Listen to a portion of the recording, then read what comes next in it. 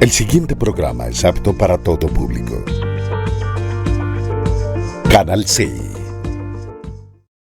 Sus deberes, sus derechos, sus obligaciones y las normas. Tablero Jurídico, la exposición más completa en el marco jurídico. En Tablero Jurídico, temas de actualidad y la noticia jurídica del día. Tablero Jurídico, con la dirección del doctor Luis Ernelio Palacios. Tablero Jurídico. Lo invitamos a ver nuestro programa Tablero Jurídico de lunes a viernes de 3 a 4 de la tarde, donde podrás comunicarte con nosotros y resolver tus dudas en materia de derecho laboral y la seguridad social, del derecho civil, el comercial, el derecho de familia, el constitucional, porque aquí en Tablero Jurídico del Canal C tú puedes resolver las dudas que tengan en materia del derecho.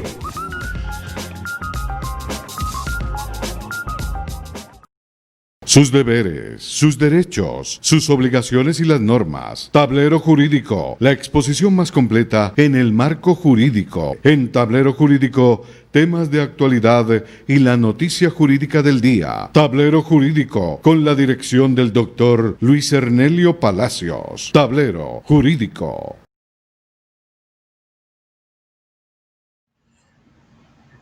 Amables televidentes, tengan ustedes muy pero buenas tardes. A partir de este momento y hasta las 4 les acompañaremos como de costumbre en este subprograma Tablero Jurídico, un espacio pedagógico que le orienta en torno a lo que son sus derechos en materia laboral y de la seguridad social, derecho civil, el comercial, derecho de familia, el constitucional, el derecho a la salud, entre otros. Usted marca el 331-2265, 331-2265, nuestra línea de participación que ponemos ahorita aquí a su alcance para que usted nos consulte. Nos haga las preguntas en torno al derecho laboral y a la seguridad social, o en esas áreas del derecho donde usted tenga alguna duda. Bienvenidos todas y todas. Desde este instante entonces, 331-2265, 331-2265. Recuerde que estamos al aire gracias al patrocinio de Alincol, Asistencia Legal Integral de Colombia, que le provee a usted los abogados expertos en cada una de las áreas del derecho.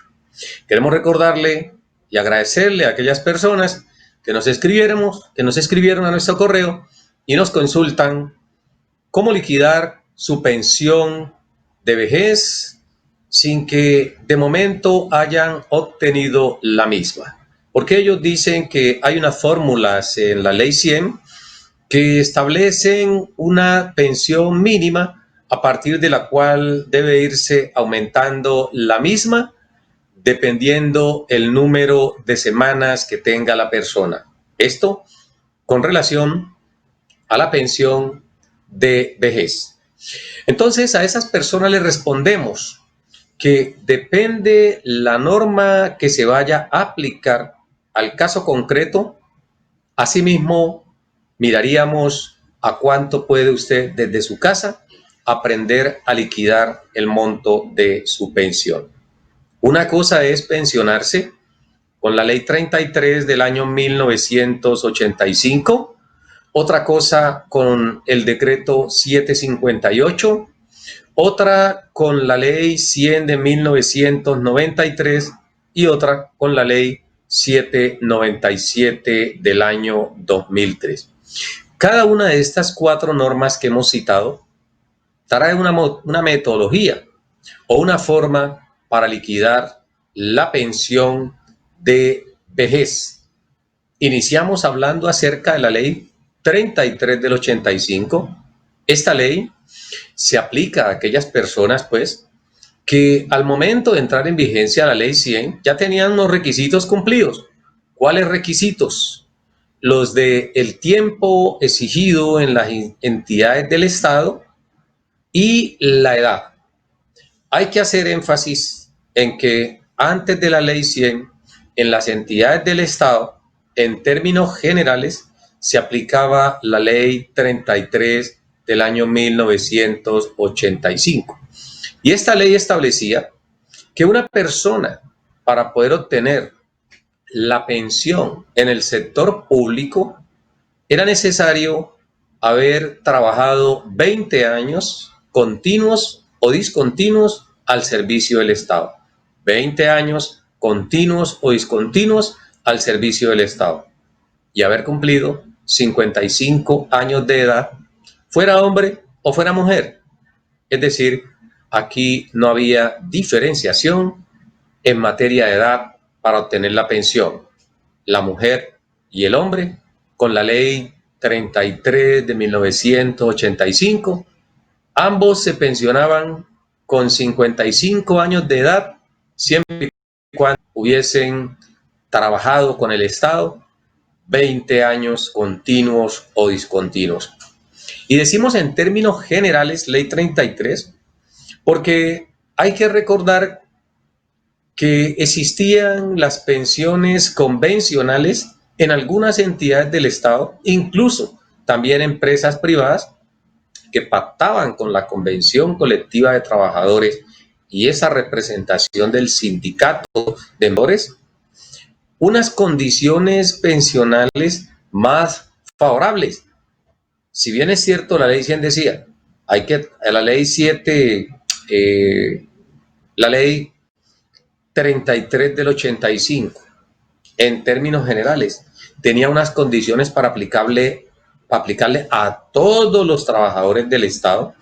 También es cierto que puede celebrar algunas convenciones donde podían obtener la pensión bajo unas condiciones más favorables. Y esas condiciones más favorables podían ser que la persona obtuviera la pensión sin exigir edad en el afiliado, simplemente tiempo de servicios.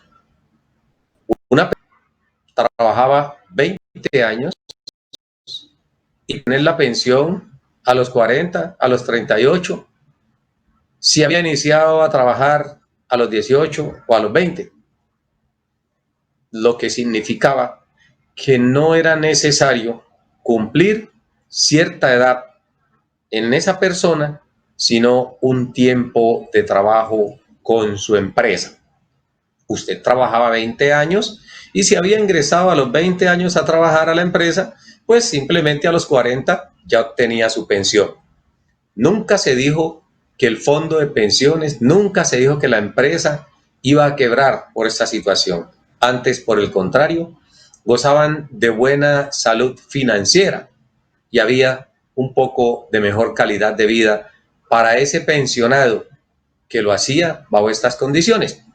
Pues al pensionarse a los 40 años, podía seguir trabajando en cualquier otro tipo de actividad y obtener recursos adicionales que le permitieran llevar una vida en condiciones dignas.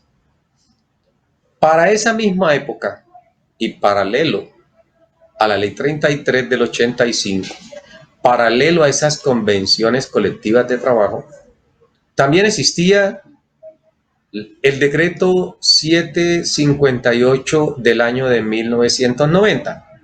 Como es sabido por ustedes, este decreto aplicaba a los trabajadores del sector privado únicamente, quienes por obligación su empleador debía afiliarlos al Seguro Social, que era la entidad que para ese entonces pues reconocía la pensión en las diversas modalidades a sus afiliados. Entonces, teníamos tres disposiciones. Una, las convenciones colectivas de trabajo que aplicaban de manera excepcional a algunas empresas que con sus trabajadores habían pactado una forma de pensionarse mucho más favorable que la que se establecían en otras disposiciones. Dos, la ley 33 del año 1985, que pensionaba con 20 años de servicios y 55 años de edad. Y en esta ley, el IBL, o índice básico de liquidación, para adentrarnos un poco a lo que consulta la gente, era el promedio de lo devengado en el último año o con el último salario, establecía la norma. Aquí hay que hacer un paréntesis, porque el IBL, índice básico de liquidación, es el porcentaje que se extrae de la base con que se aporta al sistema para reconocimiento de la pensión. A manera de ejemplo, si una persona devenga 1.000.000 de pesos y se pensionaba con la ley 33 del 85, pues al momento de pensionarse le reconocían 750.000 pesos si se pensionaba con el 75%. Entonces eran 750.000 pesos el monto de su pensión con la ley 33, porque la norma manifestaba que había que reconocerle un 75% de IBL sobre el promedio del IBC que había cotizado. IBC es índice básico de cotización o el monto del salario que la persona devengaba. Entonces, con ese factor se le podía reconocer la pensión a esa persona. Se pensionaba y podía seguir trabajando en otro tipo de actividades, repito, para suplir la ausencia de dineros que por el hecho de obtener la pensión había dejado de percibir. Recuerden, una persona que obtiene reconocimiento de la pensión va a haber mermado considerablemente sus ingresos, porque ya no le van a reconocer ni auxilio de transporte, ni dotación, ni dominicales, ni festivo, ni horas extras, ni le van a reconocer cesantías, intereses de cesantía, vacaciones, entre otros aspectos. Por eso, cuando usted obtiene la pensión, prepárese porque va a sufrir una considerable merma en los ingresos. Y si usted es de aquellas personas como nosotros, que ganamos exactamente lo que nos alcanza para pagar los gastos de sostenimiento del hogar y demás elementos que permiten llevar una vida digna, puede tener serias dificultades. Porque usted, si no consigue otra opción, tiene que reducir en sus gastos para poder, con esa pensión, entrar a hacerle frente. Esto pues con la ley 33 del año 1985. Ahora bien, decíamos que paralelo a la ley 33, esta ley se le aplicaba a los trabajadores del Estado en términos generales, pero también teníamos nosotros el decreto 758 del año de 1990, con el cual se aprobó el acuerdo 049 del mismo año. Ese acuerdo lo que establecía era los requisitos para poder obtener la pensión con un fondo como el Instituto de los Seguros Sociales. Seguro Social entonces establecía que para poder obtener la pensión, conforme lo establecía ese acuerdo que aprobó el decreto 758 del año 1990, la persona debía necesariamente cumplir, si era mujer, 55 años de edad y además tener 500 semanas cotizadas en los últimos 20 años anteriores a la fecha o el cumplimiento de la edad mínima. Igual, para los hombres eran 60 años, repito, para las mujeres 35 años. Así se pensionaba. Dice el artículo 12 de la citada norma, decreto 758, que era necesario entonces, si se iba a pensionar con 500 semanas, estas debían aportarse entre los 35 años de edad que había cumplido esa mujer o los 40 años que había cumplido ese hombre, hasta los 55 si era mujer o hasta los 60 años si era hombre. Últimos 20 años anteriores al cumplimiento de la edad mínima. Cotice 500 semanas y con esas semanas usted va a obtener reconocimiento de la pensión. Puesto, si usted no alcanzaba a cotizar esas 500 semanas dentro de los últimos 20 años anteriores al cumplimiento de la edad, pues usted tenía otra opción y era pensionarse con 1000 semanas durante toda la vida laboral. Esas 1000 semanas, repito, había que aportarlas durante toda la vida laboral. Usted podía tener semanas de los 17, 15 años hacia arriba y todas esas semanas se contabilizaban para efecto del conocimiento de la pensión por vejez. ¿Cuál era la diferencia entonces en pensionarme con 500 semanas o con 1000? Que para pensionarme con las 500 semanas, necesariamente, obligatoriamente, me contabilizaban las que había aportado desde los 35 años o desde los 40 años hasta los 55 si era mujer, hasta los 60 años si era hombre. Solamente me contabilizaban esas 500 semanas para poder obtener reconocimiento de la pensión. Pero no significa que si yo había podido trabajar antes, no me la fueran a sumar para efecto de aumentar el índice básico de liquidación. También me las tenían en cuenta, pero no para reconocimiento de la pensión, sino para aumentarla, porque para reconocer la pensión, repito, únicamente valían las 500 cotizadas en esos últimos 20 años. Entonces tenemos 3 disposiciones ya: la convencional, que pactaban libremente las empresas con su sindicato o con el sindicato de trabajadores; las de la ley 33, que era cotizar o trabajar 20 años con el Estado y cumplir 55 años de edad; y por supuesto las del decreto 758. 3 modalidades en las cuales se obtenía la pensión: convencional, producto de ese acuerdo entre trabajadores y empleadores; pensión oficial, ley 33 de 1985, 20 años de servicios, 55 años de edad, sea hombre o mujeres, y un IBL o tasa de reemplazo del 75% promedio de lo devengado por la persona en el último año o el último salario que estuviese devengando. Y el decreto 758. Con la ley 33 la pensión no aumentaba, quedaba básicamente allí, salvo que se estableciera por convención que una vez reconocida esta, la persona podía obtener algún otro incentivo, para tratar de explicar esa parte. ¿Qué sucedía entonces con el decreto 758? Aquí sí vale la pena hacer una explicación para complementar la pregunta que nos formularon en nuestro correo electrónico los televidentes. ¿Cuál pregunta? ¿Cómo aumentaba la semana? Entonces, no es lo mismo con el decreto 758 pensionarse con 500 semanas que con 600, 700, 800, 900, 1000 semanas. No es lo mismo. Con este decreto, según el número de semanas, así mismo iba a ser el monto de la pensión a reconocer de la siguiente forma. El artículo 19 del decreto dice que la persona arrancaba con una pensión del 45% si había cotizado solamente 500 semanas entre los últimos 20 años anteriores al cumplimiento de la edad.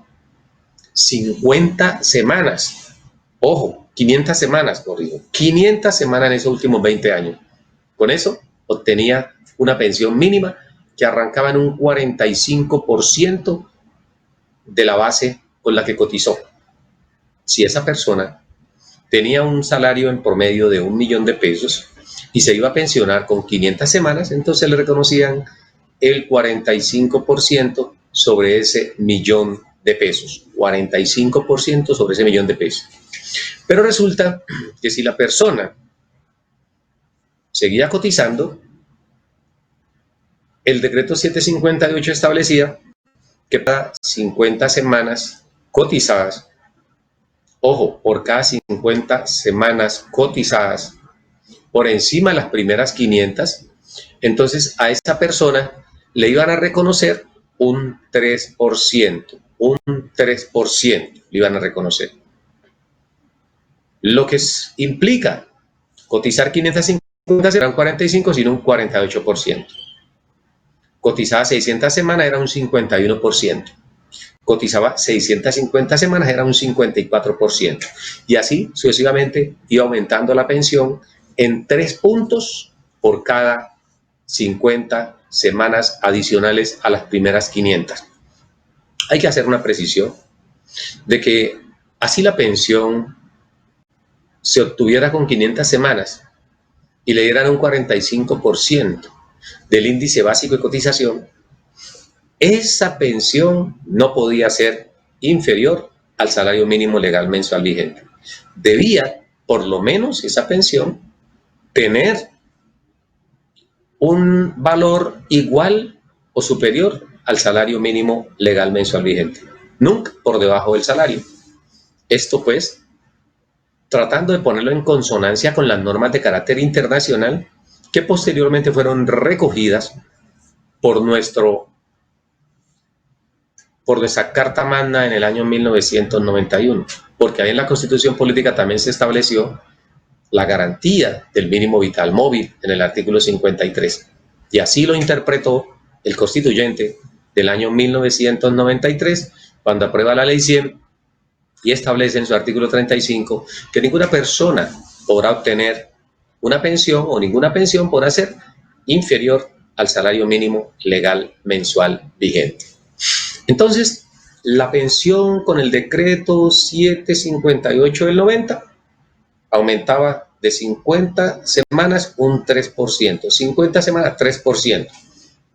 Y ese aumento llegaba a una cifra máxima que era el 90%. Creo que a Colombia no se avisó ahora por ningún lado en estos tiempos que a una persona le reconozcan una pensión del 90%. En estos tiempos habría que cambiarse nuevamente el sistema pensional en Colombia para que sucediera.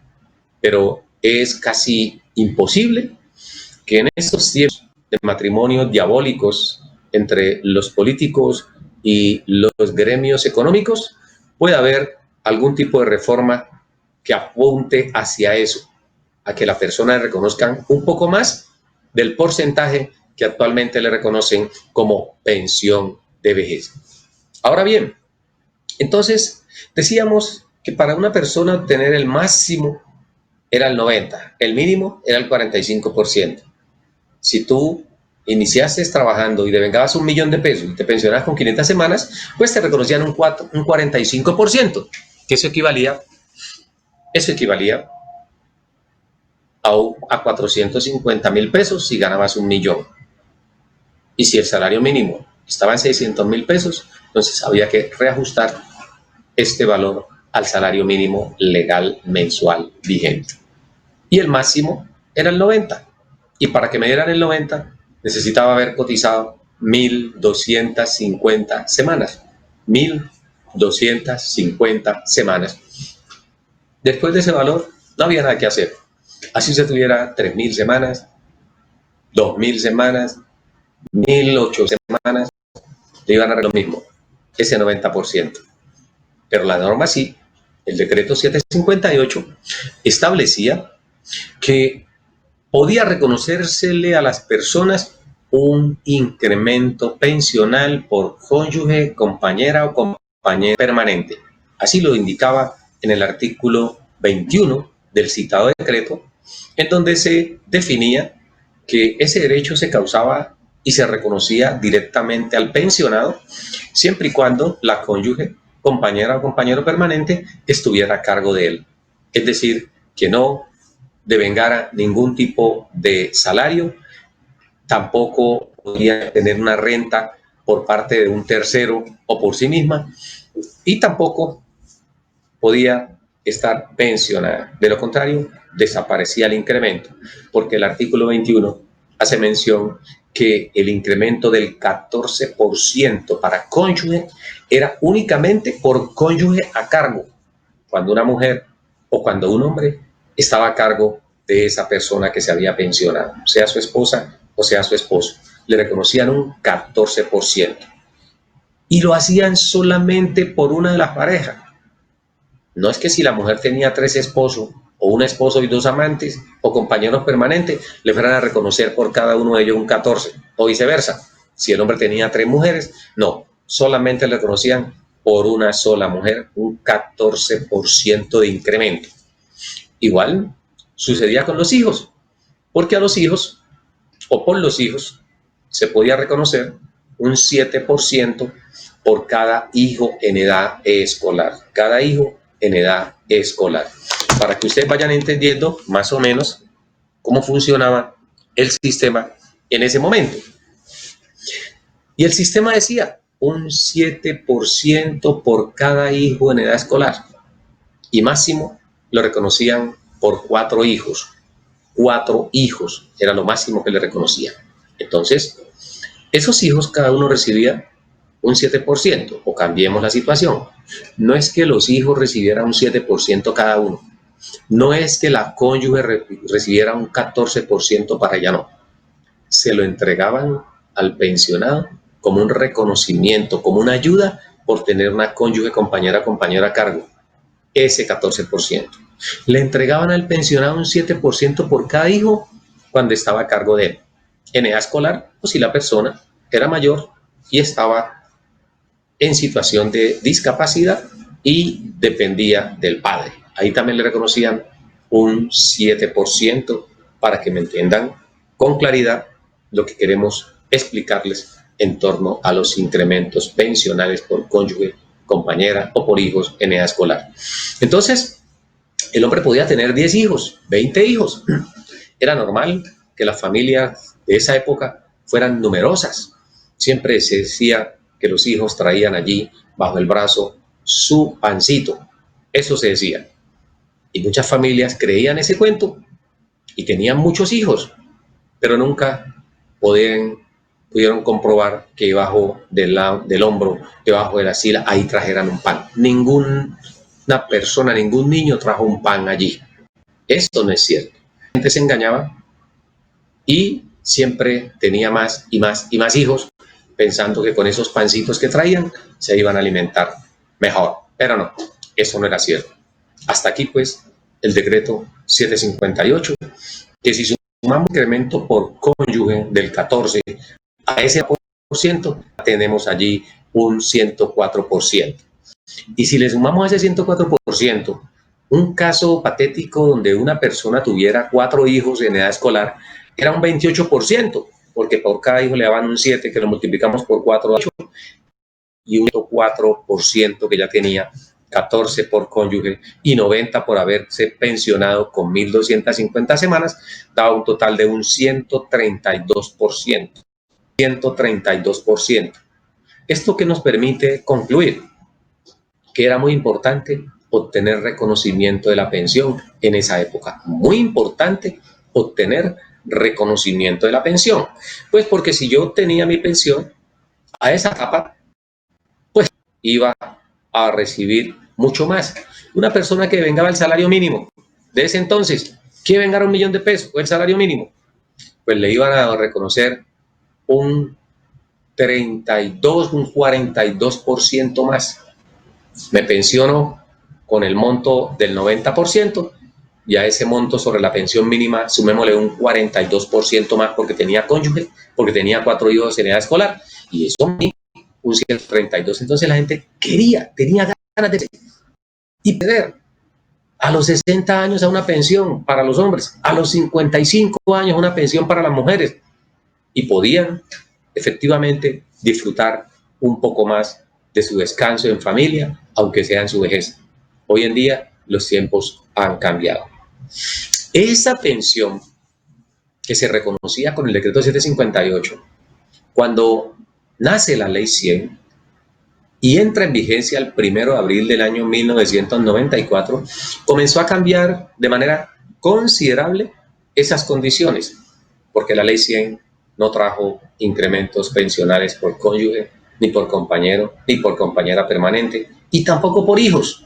Y al no traerlo, la ley 100 comenzó a crear un vacío económico en la pensión de esos futuros pensionados que lo hicieron a partir del 1 de abril. Entonces se genera toda una polémica a nivel nacional si habían sido derogados o no los incrementos pensionales por cónyuge, compañera o compañero permanente, si habían sido derogados o no, establecía. Entonces habría que mirar si era factible que los mismos eran o si era necesario que se reconociendo a las personas. La Corte Constitucional emitió un acervo jurisprudencial muy fértil, muy abundante, en donde reconocía que en efecto la ley 100 no había derogado el decreto 758. Y como no aparecía una derogatoria expresa, entonces se presumía que los incrementos debían seguirse reconociendo a todos los pensionados del Instituto de los Seguros Sociales, pero se reconocían administrativamente a aquellas personas que estructuraron los requisitos antes del 1 de abril de 1994. Quienes estructuraron sus requisitos después de esa fecha ya no se los reconocían de manera voluntaria, podía ser a través de una demanda de reconocimiento de ese incremento pensional por cónyuge, compañera, compañero del 14% y por cada hijo del 7% hasta por 4 hijos. Y de esa forma entonces, con esa línea jurisprudencial, la gente demandó y se obtenía este incremento. ¿Qué dijo la Corte respecto a ese caso? Que únicamente se podía reconocérsele el incremento pensional a aquellas personas que hubiesen obtenido la transición o su pensión a través del régimen de transición. Y aquí hacemos un nuevo paréntesis para explicarles a ustedes en qué consiste el régimen de transición. Y esto queremos hacerlo después de un breve corte comercial, porque aquí hay que darle cabida también a los patrocinadores. Por eso le decimos al amigo Edinson Yantén, vamos a ir con un breve set de comerciales para nuestros patrocinadores y en pocos minutos o pocos segundos regresaremos nuevamente con ustedes para que no se desprendan de la pantalla del Canal C en este subprograma Tablero Jurídico. Ya regresamos. Lo invitamos a ver nuestro programa Tablero Jurídico de lunes a viernes de 3 a 4 de la tarde, donde podrás comunicarte con nosotros y resolver tus dudas en materia de derecho laboral y la seguridad social, del derecho civil, el comercial, el derecho de familia, el constitucional, porque aquí en Tablero Jurídico del Canal C tú puedes resolver las dudas que tengan en materia del derecho.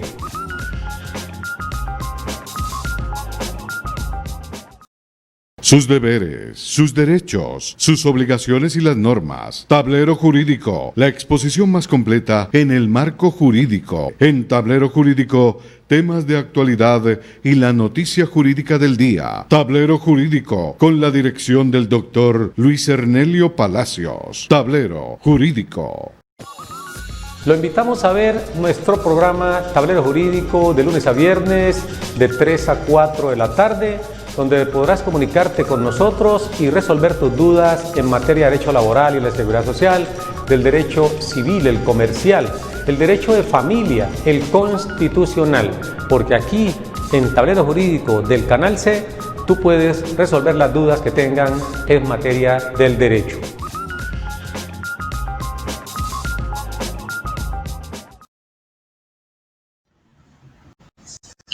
Continuamos en este su espacio Tablero Jurídico, el programa pedagógico que le orienta a usted en torno a lo que son sus derechos en materia laboral y en la seguridad social, del derecho civil, el comercial, el derecho de familia, el derecho constitucional, entre otros, porque aquí usted merece estar bien informado.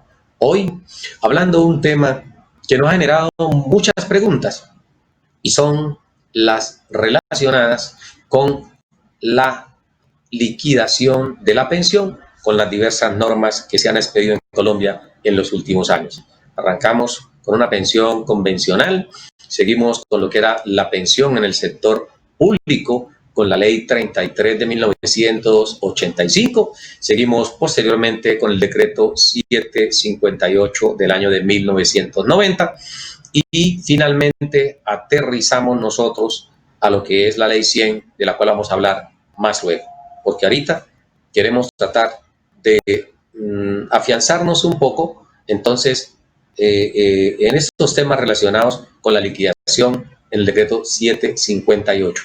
Dijimos que cuando entra en vigencia la ley 100, en su artículo 289 no hizo mención de la derogatoria expresa del decreto 758. Y al no hacer una manifestación expresa de esa derogatoria, pues entonces los magistrados de las altas cortes Corte Suprema de Justicia, Sala Laboral, Corte Constitucional, interpretaron que el decreto 758 no había sido objeto de derogatoria, luego debía mantenerse vigente y seguirse aplicando a algunos que obtenían la pensión a través de esta disposición.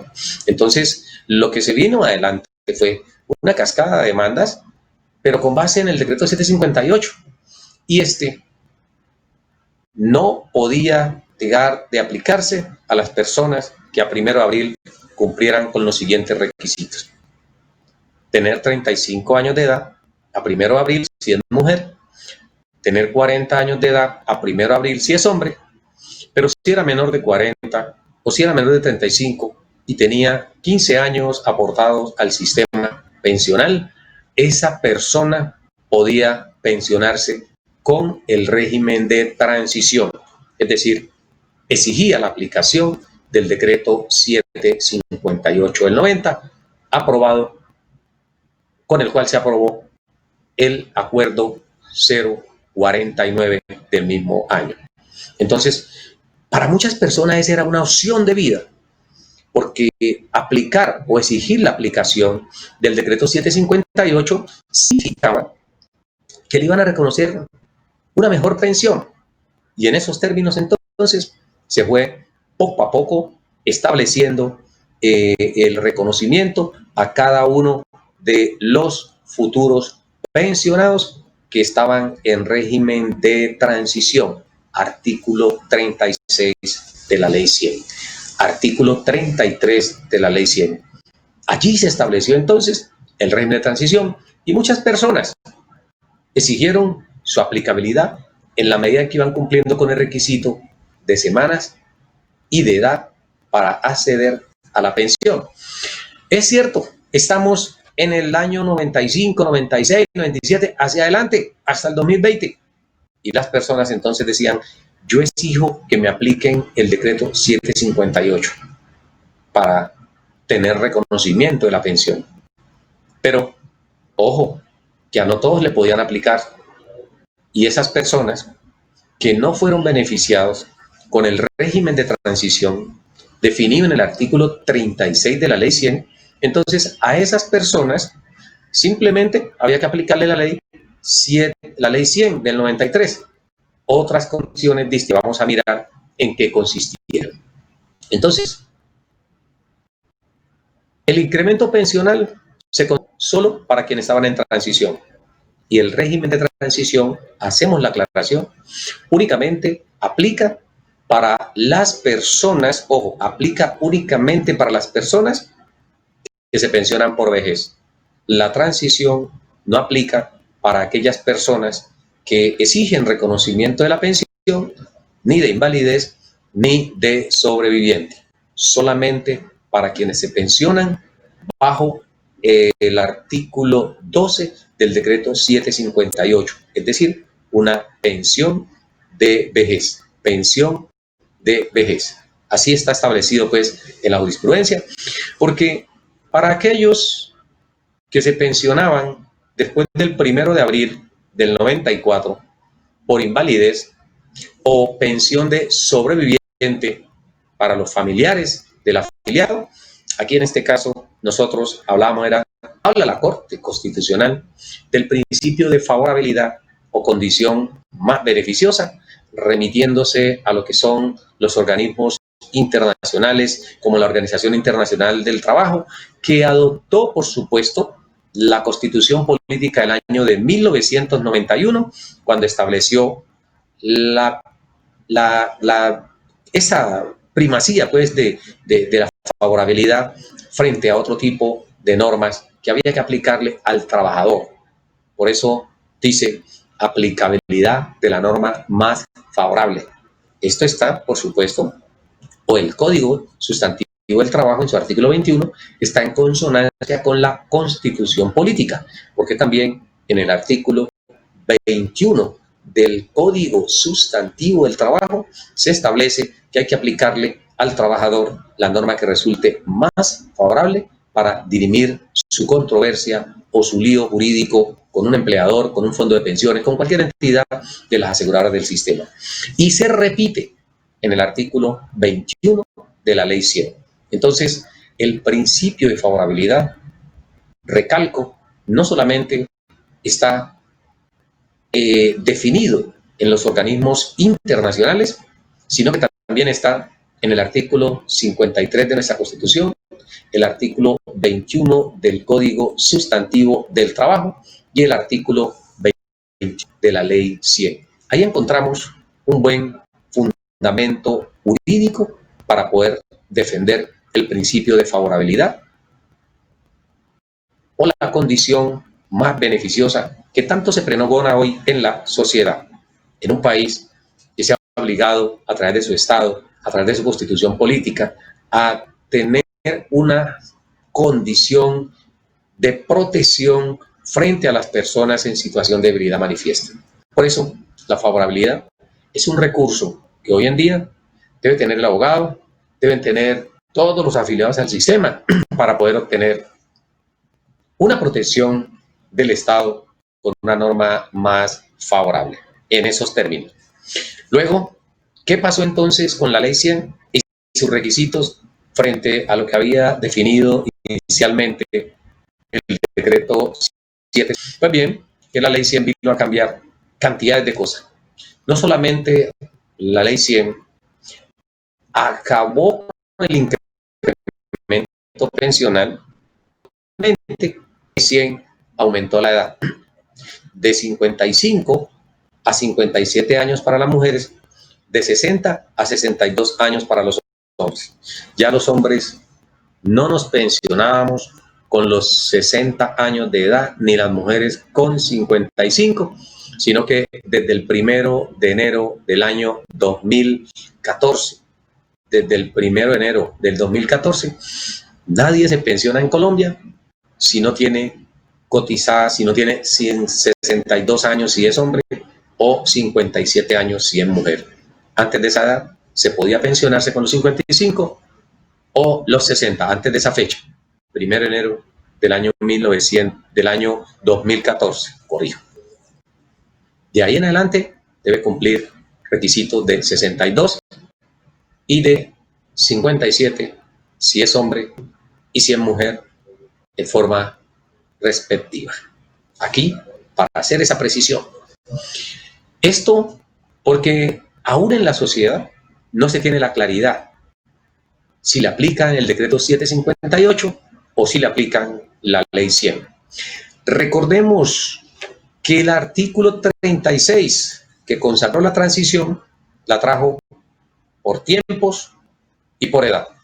Por tiempos aportados y por edad. Por tiempo cotizado, todo el que tenía 15 años aportados estaba en transición por tiempos aportados. Y todo el que tenía 40 años si era hombre, 35 años si era mujer, pero era menor de 40 o menor de 35, estaba en transición por edad. Y hacemos esta explicación porque no es lo mismo estar en transición por edad que estar en transición por tiempos aportados. El que está en transición por tiempos aportados, 15 años al sistema, a 1 de abril, tenía una particularidad. Podía salirse del sistema, es decir, cambiarse del seguro social al fondo privado y del seguro privado a Colpensiones, ayer seguro social, sin ningún tipo de problema. Y podía haber o podía aceptarse ese cambio sin necesidad de acudir a instancias judiciales como se hace hoy para alegar la nulidad de traslado.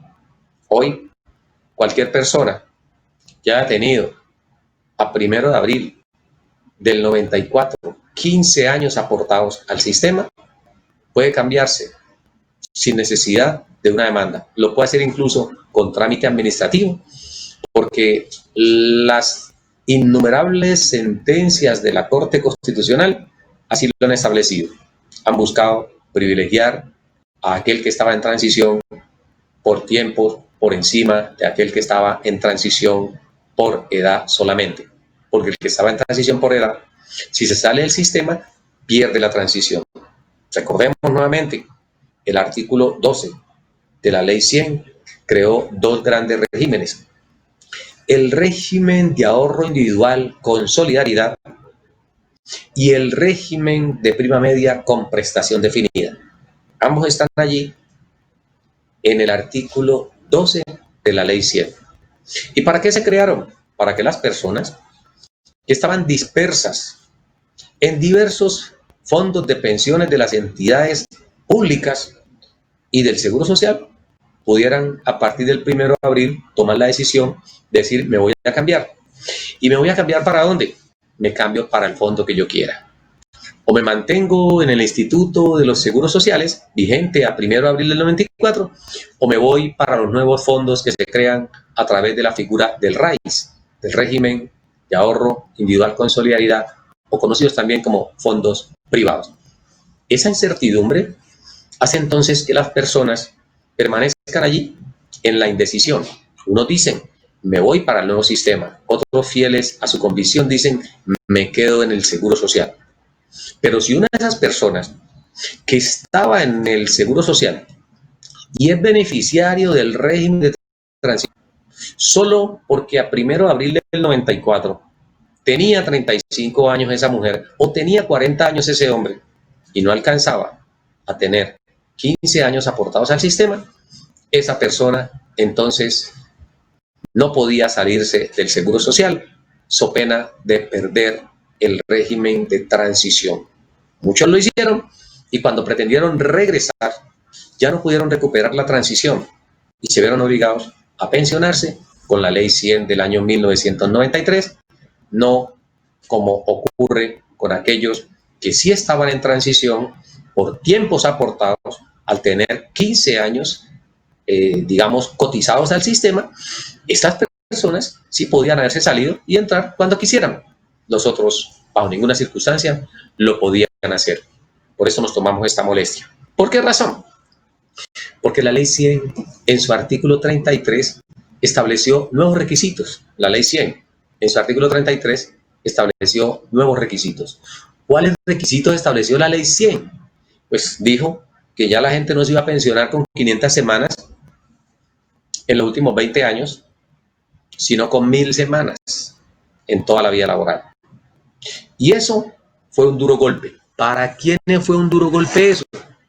Para las personas que ya se encontraban allí afiliadas al Seguro Social, porque habían hecho cuentas y dijeron, aquí nos pensionamos en el Seguro Social con un mínimo de 500 semanas.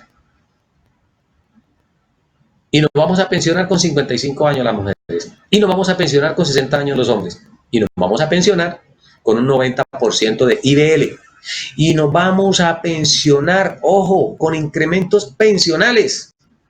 Así se dijo, así se estableció. Luego, cuando la Ley 100 viene y endurece las condiciones para pensionarse, la gente de manera inocente trata de reaccionar y se da cuenta que esta disposición es un poco más rígida en sus exigencias. Da menos pensión, pide más semanas, más edad, desaparece el incremento. Un cambio considerablemente, digamos, nocivo para las personas que a futuro fueran a obtener reconocimiento de la pensión. Por eso, hoy en día, las personas se encuentran un poco arrepentidos de haberse trasladado del Seguro Social de ese entonces a los fondos privados. Y eso es lo que viene o está hoy en día ventilándose en los diversos despachos laborales del país, alegando la nulidad de traslado, porque muchas personas se dieron cuenta que la pensión que reconoce Colpensiones puede llegar a ser 2 o 3 veces más dependiendo el número de semanas que se tengan aportado, dependiendo del salario, puede ser 2 o 3 veces más alta y en algunos casos mucho más alta que lo que reconoce un fondo privado.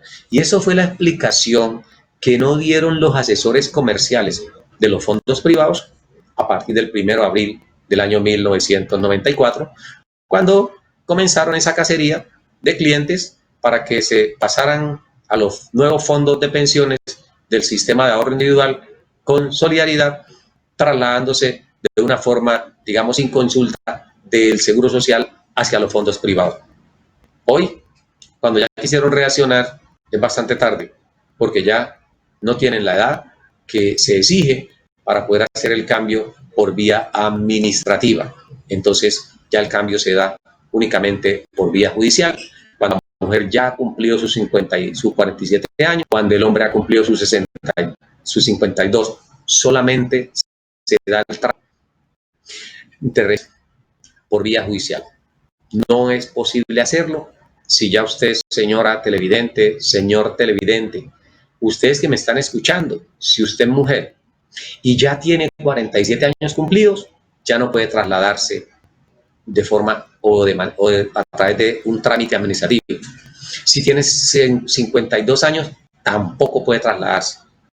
Pueden hacerlo a través de una demanda denominada nulidad de traslado, alegando con base en el decreto 692 del año 1994 que el fondo de pensiones al cual usted se trasladó no cumplió una exigencia legal de darle una información adecuada. Entonces, hoy, artículo 33, reitero, ley 100, usted se pensiona con 1000 semanas en toda la vida laboral y siempre y cuando haya cumplido 62 años a hoy, a esta fecha, si es hombre, y 57 años. Este artículo también estableció en el artículo 34, la ley 100 también estableció en el artículo 34 de esa misma disposición, que la forma en que la pensión iba a aumentar con la ley 100 era distinto a como se aumentaba en el decreto 758. Porque en el decreto 758 se dijo, por cada 50 semanas adicionales a las primeras 500, vamos a ir aumentando un 3%. Con la ley 100 se dijo, por cada 50 semanas adicionales a las 1000 semanas, le vamos a reconocer un 2% únicamente. Ahí ya rebajaron un punto.